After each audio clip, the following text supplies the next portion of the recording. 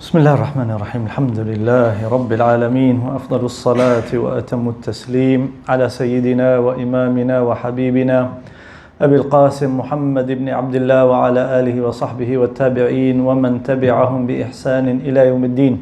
سبحانك لا علم لنا إلا ما علمتنا إنك أنت العليم الحكيم. رب اشرح لي صدري ويسر لي أمري واحلل عقدة من لساني يفقه قولي. I praise Allah Almighty, and I send prayers and blessings upon Prophet Muhammad sallallahu alaihi wasallam, his noble family, righteous companions, and all those that follow them with right guidance until the day of judgment. Ameen. Glory be to you, O Allah. No knowledge have we except that which you have taught us. Indeed, you are the all-knowing, the all-wise. My dear brothers and sisters, Assalamu alaikum wa rahmatullahi wa barakatuh. Hope everyone is doing great on this fine night. We continue with the Tafseer of Surah al-Baqarah, and we are talking about this long ayah following the saying of Allah subhanahu wa ta'ala, بعد أعوذ بالله من الشيطان الرجيم بسم الله الرحمن الرحيم وإلهكم إله واحد لا إله إلا هو الرحمن الرحيم. And then he says إن في خلق السماوات والأرض واختلاف الليل والنهار. And the ayah continues. It's a long ayah, and we spoke about a possible reason of revelation, which is reminding and answering the kuffar when they were asking for an ayah. They were asking for some kind of a sign. So Allah subhanahu wa ta'ala is saying, the signs are all there. The signs are right in front of you. The creation of the heavens and the earth, and the alternation of the day and the night, and the ships sailing in the seas, and so on and so on and so on. And he mentions several of those signs. But unfortunately, for different reasons, maybe we don't see those as signs anymore. The pagans at the time maybe did not see it. Nowadays, people have traveled far and wide and have seen these signs and the amazing pictures that we see of these great signs, and yet maybe we don't see them as these incredible signs because it's part of becoming familiar with it, and therefore we don't see it that way anymore. And as we talk about it, and I'll be talking about it in more detail and some scientific detail as well, I believe that part of the problem is that we essentially no longer see a lot of that in nature. Partly because of urbanization, because of the fact that we live in cities. So a lot of these signs now are far away from our sight. And it's not enough to go there or to some of those areas where you can see those signs very clearly, once every few months or something like that. For a lot of people, these were things that they would see all the time. A lot of that we don't see nowadays. So I believe, Wallahu A'lam, our ability to see those things and deliberate and ponder and understand its miraculousness also, that ability has diminished to a large extent. So we need to reconnect as well. Even though we believe and understand that these are truly signs of Allah's magnificence, and thus one of the very important arguments for worshipping Him alone. So, because one may ask, وَإِلَهُكُمْ إِلَهٌ وَاحِدٌ. He's talking about ilah, the fact that He is God, the fact that He is the only one to be worshipped. So what does all of this creation have to do with it? Okay, we have to worship the one and only God. Yes, the one and only God who created. The one who created is the one who deserves to be worshipped. The Creator is the one to be worshipped. Use that argument with many of your Christian friends today.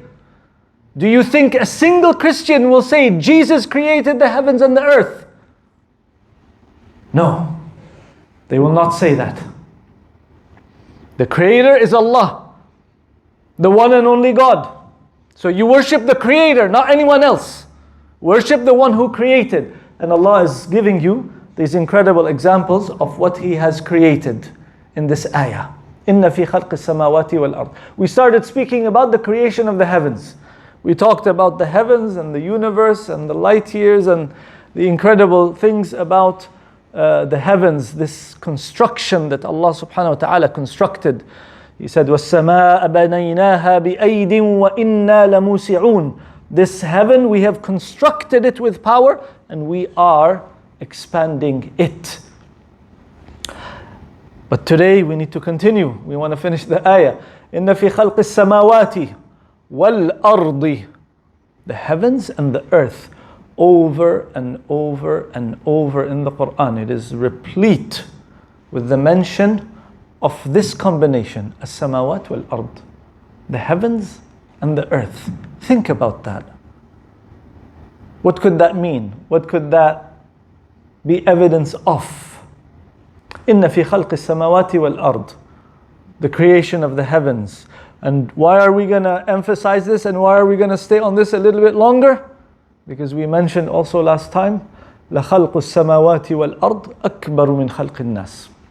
The creation of the heavens and the earth is greater than the creation of the human beings.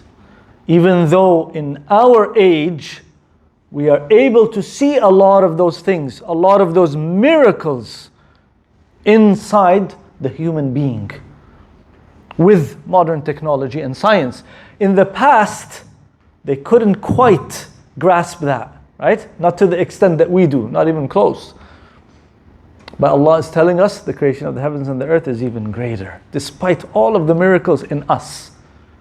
So the creation of the earth, my dear brothers and sisters, this beautiful planet, this unique planet indeed.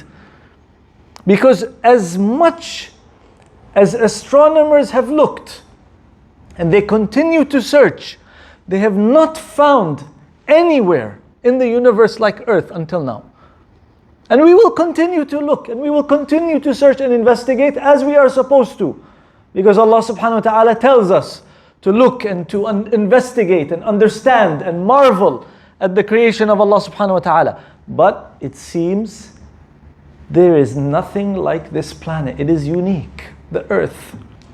Despite billions, millions upon billions of planets and stars, why is there nowhere like Earth? And of course, the search for life on other planets continues. In our solar system, it is quite clear. There is nowhere where there is life. And there is nowhere like Earth. Because Earth is unique. How is it unique?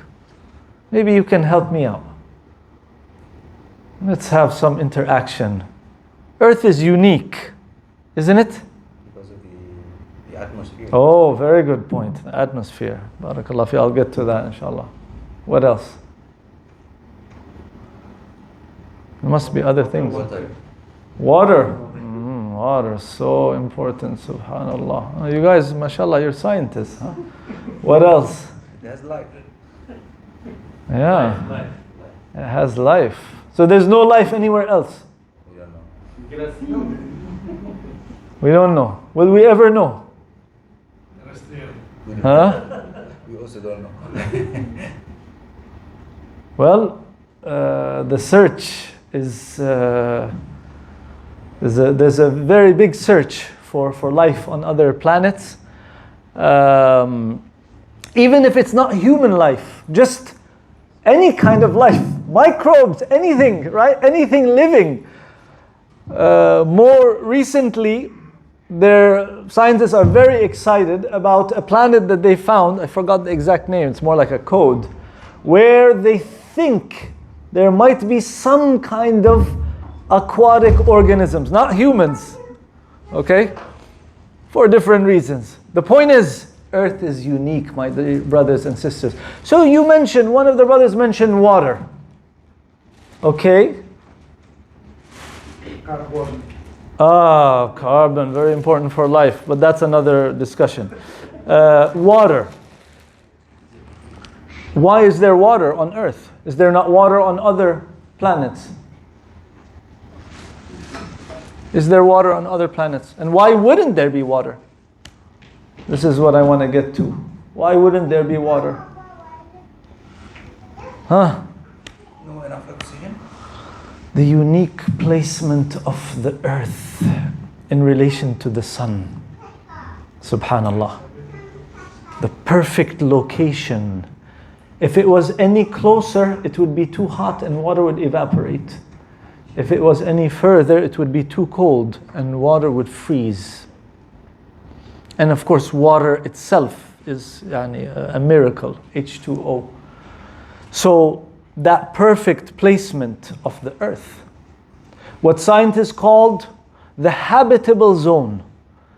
The earth is in the habitable zone compared to the sun. If it was any closer or further away, it would not be in the habitable zone. Even though some astronomers consider the two planets closest to Earth, and they are our neighbors, you know our neighbors of course. Moon. The moon? No, planets. Mars and Venus, thank you. Mars and Venus are our closest planets, our neighbors. Some scientists consider that they are also in the habitable zone. That if things were, if the circumstances were right, that you should find life there as well. So why not? If they are in the habitable zone. But technically, it seems like they're kind of out of it because Mars is too cold and Venus is a scorching place. It's so hot there. Why isn't there life there? Why isn't there water there?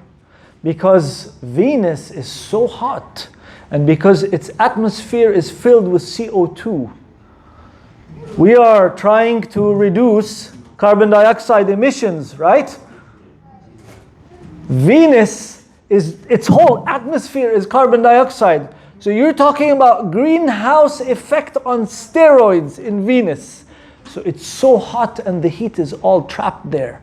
So any water would evaporate. And of course, for many other reasons as well, life is simply not possible on Venus. On Mars, it's too cold. And the atmosphere is too thin. And there might have been water, some traces of water or subsurface water, but it didn't stay. It didn't remain. Again, Earth is unique, my dear brothers and sisters. إِنَّ فِي خَلْقِ السَّمَاوَاتِ وَالْأَرْضِ. The creation of the earth, a great miracle we don't think about enough. We do not deliberate over enough to see why it is so incredible. Even atheists and scientists who do not believe in Allah the way we do, or this ayah the way that we do, realize how unique earth is in that way. Just its placement. And then you have, yes, the issue of water. You need water for life.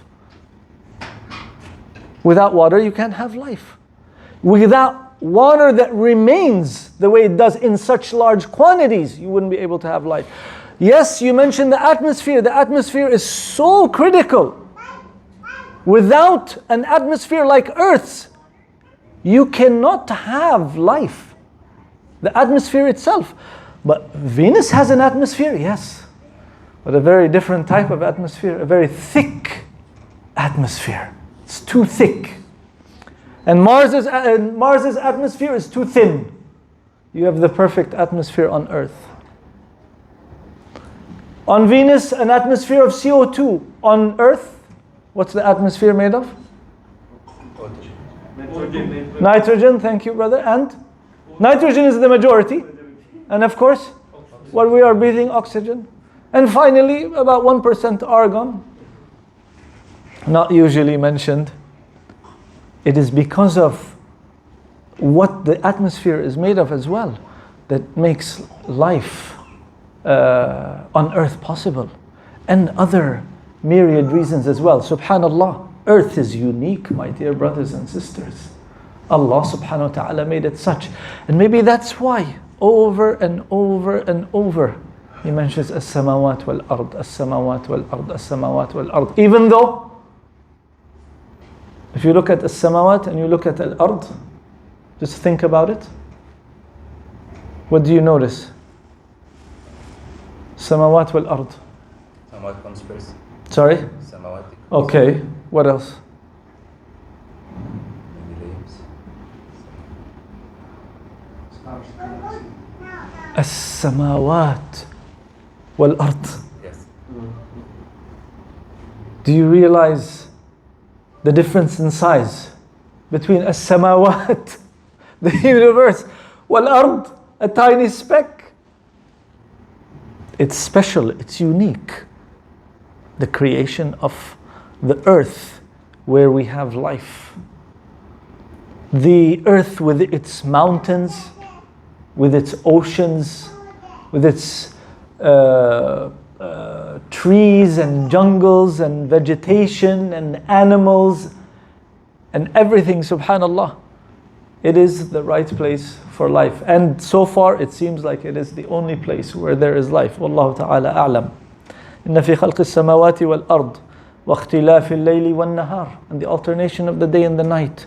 Another amazing ayah, sign for us, but we don't think about it anymore. Night, day, night, day. The night, after the night we expect the day, and after the day we expect the night. Why? Yes, because the earth is rotating, and part of it is facing the sun, and the other part is not. However, it's more than just that. For one, the alternation is a great blessing of Allah subhanahu wa ta'ala. Because He tells us in the other ayah, قُلْ أَرَأَيْتُمْ إِن جَعَلَ اللَّهُ لَكُمُ اللَّيْلَ عَلَيْكُمْ سَرْمَدًا إِلَى يَوْمِ الْقِيَامَةِ مَنْ إِلَهٌ غَيْرُ اللَّهِ يَأْتِيكُمْ بِضِيَاءٍ. Say to them, think about, do you see, if Allah subhanahu wa ta'ala were to make the night sarmadan, forever. In other words, if all of our time on earth was night, who would bring you daylight? And then in the next ayah He reverses it. Imagine if you had daylight forever and you didn't have night. Allah Azza wa Jal has made each one with specific characteristics that makes life possible as well. That alternation, subhanallah, is a great sign of Allah subhanahu wa ta'ala and a great blessing of His. Furthermore, the fact that you have such a thing as day or night. More specifically, one of them. Because night is the rule. Why is night the rule? And why is day the exception? Everywhere in the universe, you have darkness. Darkness is the rule. Daylight is the exception. And Allah subhanahu wa ta'ala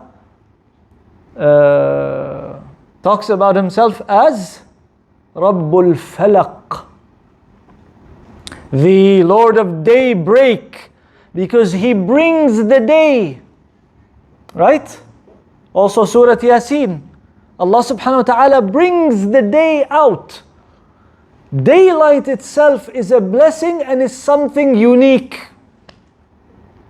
What if I were to tell you that it seems that in no other place, as far as we can see, where they experience daylight the way we do on earth. If you look at other places, they do not experience daylight the way we do on earth. Why? The brother mentioned it, the atmosphere.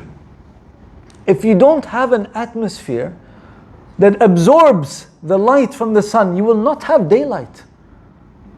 So if you stand on a planet with such a thin atmosphere, you will not see day, you will just see darkness, the darkness of the universe. You will not experience the day the way we do here, the daylight. So we said, okay, we said Venus has an atmosphere, but it's so thick and cloudy that it's always overcast. So you don't get any daylight at all. Even on Mars, where you have a thin atmosphere, do you experience daylight on Mars? Yes, but a lot less than what you get on Earth. It's very dim, and it's obviously a red-orange hue because of all of the dust.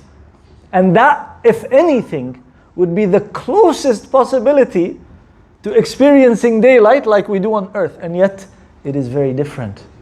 The daylight we experience on earth, the beautiful shining sun, the clear blue sky, is something unique as well. Subhanak ya Rabb. وَاخْتِلَافِ اللَّيْلِ وَالنَّهَارِ. An ayah, it's a sign of Allah subhanahu wa ta'ala. وَالْفُلْكِ الَّتِي تَجْرِي فِي الْبَحْرِ بِمَا يَنْفَعُ النَّاسِ. And these great ships that are sailing through the seas with that which benefits people. Subhanallah. When the Quran was revealed, the kinds of ships that were being used were a lot smaller, right? Even much later, when you talk about the age of discovery, right? Where people went out for God and gold, technically, underline God and gold. When they went out on those ships, you talked about, trading spices and certain items and things like that. Nothing compared to what we see today, right? Huge containers, right? Going from one country to another, taking shipments of all kinds of things that people need. Even then, when it was a lot less, Allah is reminding us that this is a blessing of Allah. وَالْفُلْكِ الَّتِي تَجْرِي فِي الْبَحْرِ. These ships that are sailing across the sea with that which benefits people. Nowadays, it's like the whole world is a small town where things are being exchanged all the time through these huge ships. This is a blessing of Allah subhanahu wa ta'ala. بِمَا يَنْفَعُ النَّاسِ. With that which benefits people. How much benefit we get from this? That they are able to sail on these great oceans that Allah has made unique again to earth.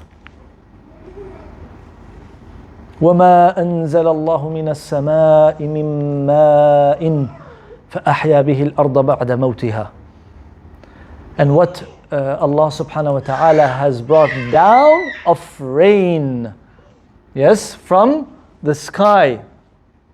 So He gave life to the earth after it was barren, after it was dead. Allah Azza wa Jal talks about the earth before giving it life through rain. He talks about it as if it is dead. Actually, He mentions it is dead. He calls it dead, the dead earth. And it only is given life after Allah subhanahu wa ta'ala sends down the rain. وَمَا أَنزَلَ اللَّهُ مِنَ السَّمَاءِ مِن مَّاءٍ. Subhanallah, the other component that we said is so critical to life. Water. Right? Of course, this is what brings life to the earth, and the earth then gives you all of these great things that we use for our sustenance. Without that rain, you know the situation, you know how difficult it would be. Subhanallah, here, I believe it's if we don't get rain for about 3 weeks or so, we do Salat al-Istisqa, right? 3 weeks. You start to see the greenery becoming yellow, they start doing istisqa. وَمَا أَنزَلَ اللَّهُ مِنَ السَّمَاءِ مِن مَّاءٍ فَأَحْيَا بِهِ الْأَرْضَ بَعْدَ مَوْتِهَا. وَبَثَّ فِيهَا مِن كُلِّ دَابَّةٍ. And He scattered on it of every living creature. Because it is that water and that amazing cycle of water cycling on the earth that makes life possible. And the reason for which you have all kinds of creatures on the earth. Notice what He said. وَبَثَّ فِيهَا مِن كُلِّ دَابَّةٍ. Everything that walks on the earth, on 2 legs, on 3, on 4, on 100, on its tummy, whatever walks on the earth is included in this dabba. Everything that walks on the earth. Allah scattered those things and made it possible, again, through the water that He gave you. The water that is retained on the earth, and the water that comes down from the sky through the rain. Including ourselves. we would not survive without that water. وَجَعَلْنَا مِنَ الْمَاءِ كُلَّ شَيْءٍ حَيٍّ سُبْحَانَكَ يَا رَبِّ. And we have made from water every living thing. It is critical for life. So we would not be around, and we are part of the dawab. Okay? We are part of the dawab. And everything else that you can think of. All of the animals that are so important to our sustenance as well. And other things, other creatures that we may even consider to be somewhat of a nuisance, may be important in one way or another to the earth and to life on earth. وَبَثَّ فِيهَا مِن كُلِّ دَابَّةٍ وَتَصْرِيفِ الرِّيَاحِ وَالسَّحَابِ الْمُسَخَّرِ بَيْنَ السَّمَاءِ وَالْأَرْضِ لَآيَاتٍ لِقَوْمٍ يَعْقِلُونَ.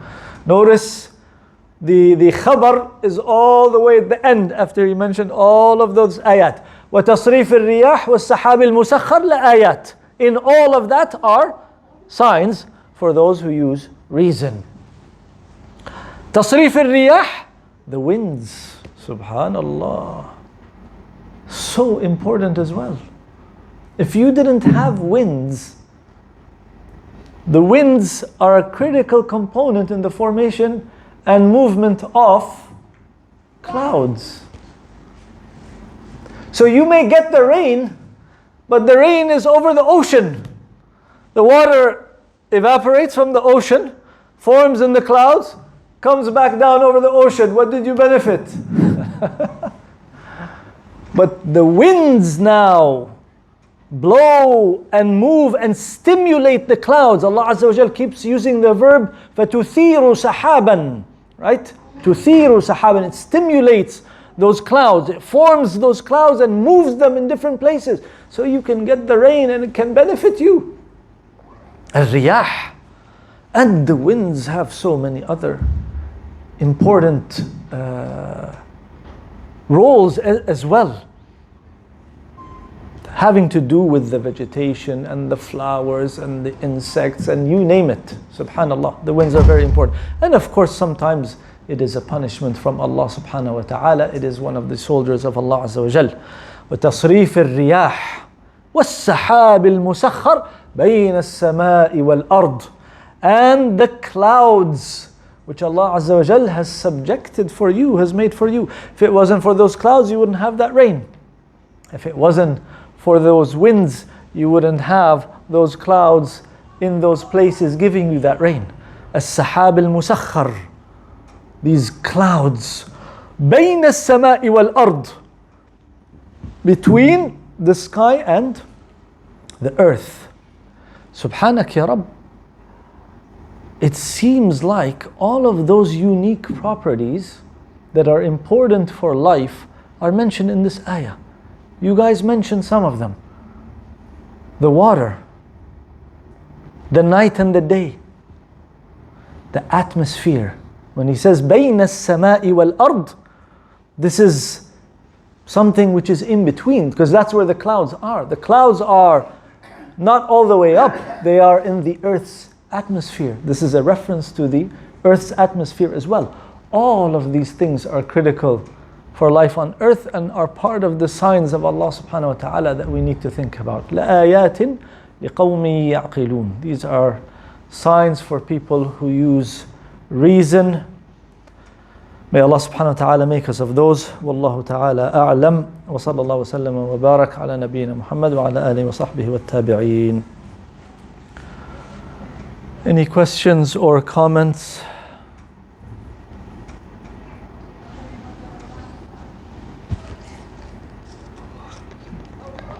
Is there any way that we can use those uniqueness of Earth to tell the atheists that To what, sorry? to tell the atheists Yeah. that it cannot be without creation, because so far the science always tend to see conclusion that everything is evolution. It's those structure with all of those rightness, it must be by design. Right. So I don't know if you were there last time. We spoke a little bit about this, where yes, a lot of scientists may claim to be atheists, but some of that is starting to change because they are beginning to realize more and more that there is so much design that it cannot just be all by chance, like they were arguing or starting to argue some few decades ago. To claim that it is all by chance just doesn't make any sense at all. So some of them are slowly coming to the conclusion that no, there's clearly design there. But unfortunately, they're just not ready to say that that designer is Allah, right? Guidance is in the hands of Allah, brother. Thank Allah for His guidance. This is very difficult. We may laugh at it, but for some of them, maybe He wants to believe like you believe. Can you believe that? Maybe He wants to see it like you see it, but He cannot because of the shubha, right? Because of these intellectual misconceptions. And this is why sometimes scholars say these shubuhat can be worse than the shahawat. These misconceptions and doubts can be worse than the desires. Yeah? So maybe He sees it all. He would love to see it like you see it, which is that there is one thing behind it all, and it is Allah. And maybe He sees as well, or she, that no, there's clearly design here. He just can't make that transition to where you are, which is, it is Allah, right? For different reasons. So for us, it's a self-evident reality. It's so axiomatic. Yes, of course, Allah. And this is why you might have heard the famous story where, especially when it comes to philosophy and so on, someone might say, oh, this great scholar of philosophy can give you 100 arguments for the existence of Allah, and then a common person, a layman who knows nothing about philosophy, says, I see Allah in everything that I see outside in nature, in the creation of Allah. إِنَّ فِي خَلْقِ السَّمَاوَاتِ وَالْأَرْضِ وَاخْتِلَافِ اللَّيْلِ وَالنَّهَارِ, and so on, so on, so on, so on, so on. لَآيَاتٍ. And all of these are signs for people who use reason. That's all we need, right? But the guidance is in the hands of Allah subhanahu wa ta'ala. So some of these people will see those things. And guess what? And this is the kind of the ironic part. They understand its miraculousness more than you and me, because they have delved into the science of it.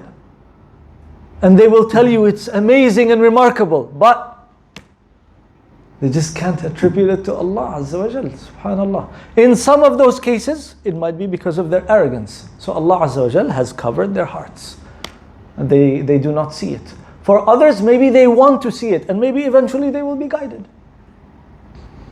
And I don't know if I told you, but before the death of Stephen Hawking, many Muslims and scientists reached out to him to convince him that behind all of this is Allah. You are, according to many, a genius when it comes to physics and cosmology and so on, right? And his specialty was in black holes. And he knows and sees these things. And there seemed to be some indication that he wanted to believe in some kind of divine power, but just couldn't get there. So people reached out to him. SubhanAllah. And there are many others like him. Is this proof? Is this something that we can use? Absolutely. We must use. We must use. And I believe, Wallahu A'lam, deep down, they know. Or a lot of them know. But it's difficult to admit it. And the scientific community doesn't make it easy either.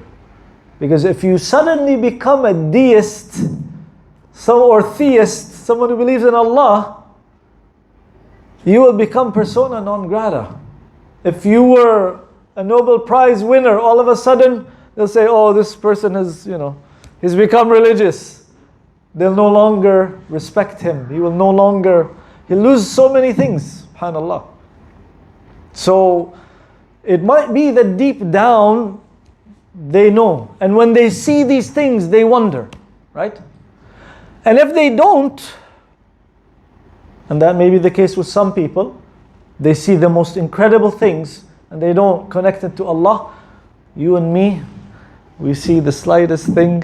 We see an ant crawling and doing certain things, living its life, doing some pretty incredible things, and we say Subhanallah immediately. We glorify Allah because of that one small thing. What an amazing blessing that is. That we know Allah Azza wa Jal and that we see Allah subhanahu wa ta'ala. We see the magnificence of Allah in all of His creation.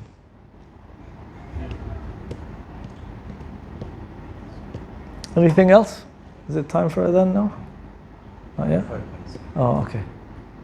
Anything else? Yes, brother? Yeah, subhanallah. Was his uncle?